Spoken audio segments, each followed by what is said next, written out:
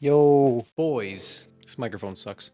Oh, that's a real microphone. I want to talk about the stoic concept of amor fati. And honestly, this is the latest philosophical craze. Amor fati can be translated into the love of one's fate. It refers to the mindset of embracing and accepting everything that happens in your life, whether you perceive it as positive or negative, an essential part of the unfolding of the universe. Philosophy. Okay, that shit was a little too philosophical, but basically, it takes the art of acquiescence a step further. Not only do you just accept everything that happens to you, you also embrace the shit out of it as well. You could even go as far as to loving everything that happens to you, even if it's not so great.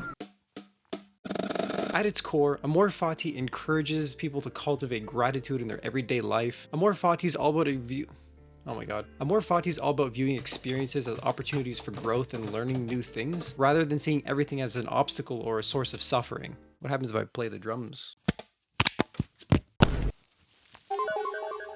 It's all about embracing the present moment and finding contentment in everything you do, regardless of the outcome. It's the act of turning what we must do into the act of what we get to do. I get to make this video. I don't have to make YouTube videos like this. It's not a task that I have to do, you know, like I don't have to spew stoicism to this little microphone on a drumstick, but I choose to. In other words, I get to do that. Maybe if I give you a few examples to illustrate Amor Fati, it might help you understand it a bit more and even give you some examples on how to apply it to your life currently.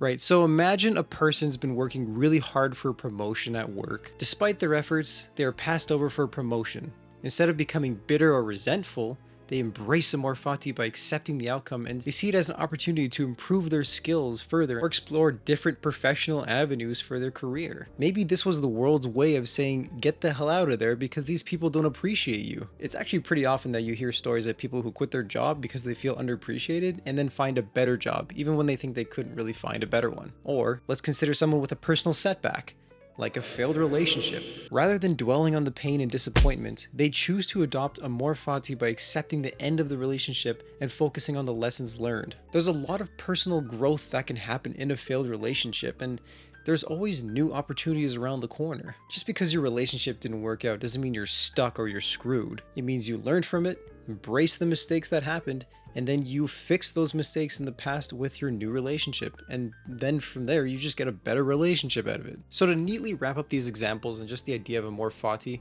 I want to quote Ryan Holiday in his book, The Obstacle is the Way. The goal is not, I'm okay with this. It's not, I think I feel good about this. But the goal is, I feel great about it. Because if it happened, then it was meant to happen, and I'm glad that it did when it did, and I meant to make the best of it. That shit is great. Now I'll be honest, this is not something you can just cultivate overnight. It's gonna take practice and a lot of trial and error.